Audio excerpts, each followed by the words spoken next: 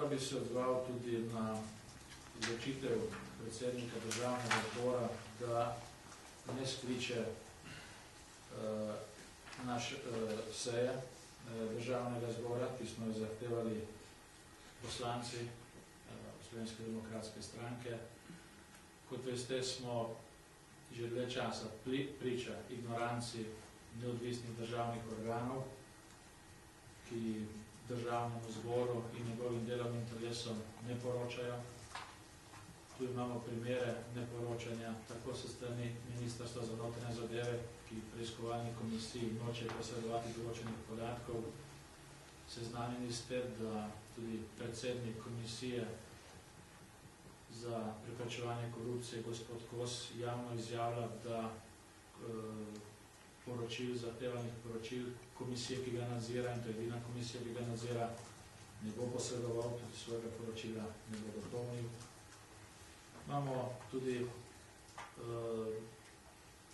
na drugi preiskovalni komisiji resne težave.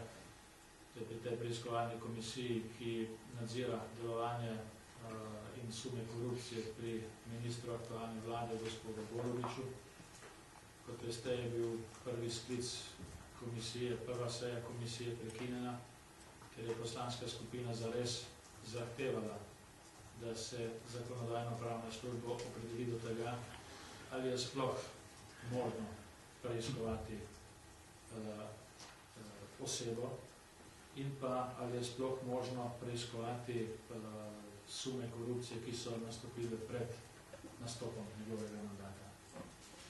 Zakonodajno-pravna služba na tej tezi ni pritrdila in bila deležna tudi kritik.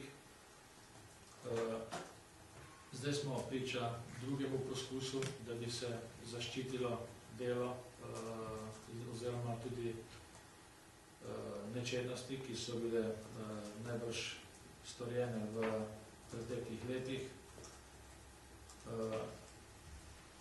Vi tudi veste, da je bila o tem, ko se je ugotovilo, da je aktualni minister, gospod Golobič, prikrival določene podatke v zvezi s svojim premoženjem, da je na tiskovni konferenci Ultra javno povedana izjava, da odvezujejo banke počečnosti in da je direktor Ultre pripravljen, vse tiste, ki ste na tiskovni konferenci, pripravljen naložiti na avtobus in odpeljati v Ljubljano, da si boste lahko ogledali te dokumente.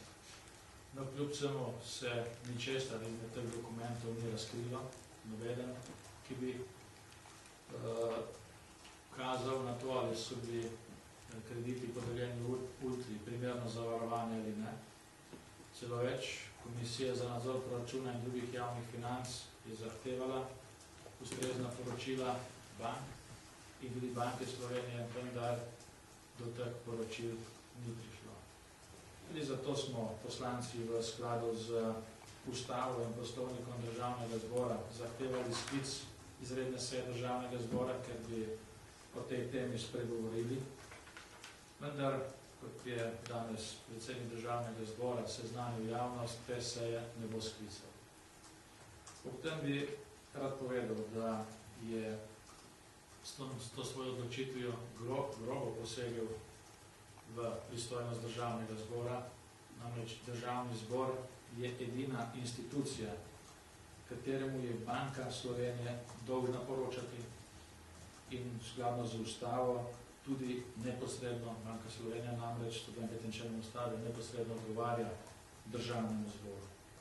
Edini ustanovi, kateri Banka Slovenije neposredno odgovarja Državni zbor. In to se pravi, da banka poroča v okviru svojih rednih poročil, seveda pa tudi na zahtevo, ki jo lahko damo poslanci Državnega zbora.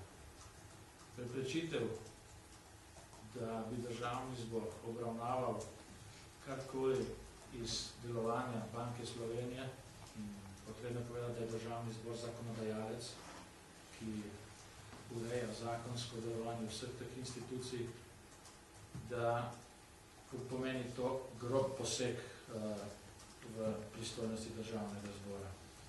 Tudi zakon o Banki Slovenije v svojem 26. členu v prvem odstavku navaja naslednje. Ne glede na druge zakone, Banka Slovenije o svojem delu poroča izključno Državnemu zboru Republike Slovenije.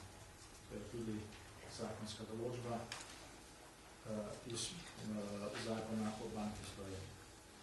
S tem, ko se je predsednik Državnega zbora pač oprl na poročilo zakonodajno-pravne službe in zadevo preprečil, je onemogočil, da bi Državni zbor o tem razpravljal. Ne glede kakšno mnenje zakonodajno-pravne službe, je to mnenje pri obravnavi zakonov, aktov ali česarkoli drugega v postopku obravnave možno sanirati z ustreznimi amandmaji. Če bi bil predsednik Državnega zbora dosleden tako pri drugih mnenjih, ki jih pripravi zakonodajno-pravna služba, potem v tem mandatu najmanj 3/4 zakonov sploh ne bi smeli obravnavati, ker je zakonodajno-pravna služba ugotovila neskladje z drugimi zakoni, nepristojnost, tudi neustavnost v nekaterih primerih, recimo, kot je vsaj nekaj zakonov tudi neustavnih. Za en tak zakon je tudi pisal predsednik Republike Državnemu zboru in poslancem, da naj pazijo, kaj delo, kaj če bo še kakšen takšen zakon prišel iz Državnega zbora, ga ne bo več podpisal. Vendar se je tokrat izjemoma v tem primeru odločil, da se je ne bo sklical. In očitno je, da je predsednik Državnega zbora zlorabil svojo funkcijo izključno samo zato, da bi zaščitil svojega strankarskega predsednika. Da se zadeve, o katerih želimo podatke, gre pa v Banki Slovenije tako za javna, tudi za privatna sredstva. Jaz mislim, da je slovenska javnost dolžna zvedeti o tem, ali so vse stranke v enakopravnem položaju, ali vse stranke, ki se znajdejo pred šalterjem, imajo enake možnosti za varovanje. Skratka, predsednik Državnega zbora je nedopustno posegel v pravice Državnega zbora, ki so urejene z ustavo, ki so urejene s poslovnikom in s tem aktivno onemogočil obravnavo te zadeve na seji Državnega zbora. Tudi v primeru, če gre za kakršnekoli tajnosti oziroma druge skrivnosti, imamo tudi v Državnem zboru ustrezno reguliran postopek obravnave teh gradiv. Imamo zaprtje seje, tam sprejemno sklepe, o njih pač poroča predsednik Državnega zbora in tako naprej. Skratka, postopki so dodelani v Državnem zboru in tudi izvajamo in tudi v tem primeru ni nobenih ovir, da v primeru, če bi prišlo do take zahteve, recimo Banke Slovenije, ne bi tega postopka izpeljali skladno z tako zahtevo. Vendar dolžnost Banke Slovenije po ustavi in zakonu je poročanje. In dolžnost poslancev Državnega zbora je, da to svojo nadzorno funkcijo, Banka Slovenije poroča edino Državnemu zboru, morajo izvajati, morajo tudi kvalitetno izvajati. In ne more se nihče postaviti v vlogo tistega, ki bi preprečil tako obravnavo na Državnem zboru. Pa ne gre na to, če bi tudi za predsednika Državnega zbora. Za njega veljajo popolnoma enaka določila kot za vse ostale poslance v tem Državnem zboru. Edina naloga njegova je, da pač s nekaterimi drugimi pristojnostmi, ki jih ima, usmerja do Državnega zbora. Ni pa njegova naloga, da prepreči legitimne zahteve za obravnavo nekaterih zadev na Državnem zboru. Še posebej, ker v ustavnem redu z ustavnim redom Republike Slovenije ni določena nobena druga inštitucija, ki bi lahko nadzirala nekatere druge neodvisne organe. To je samo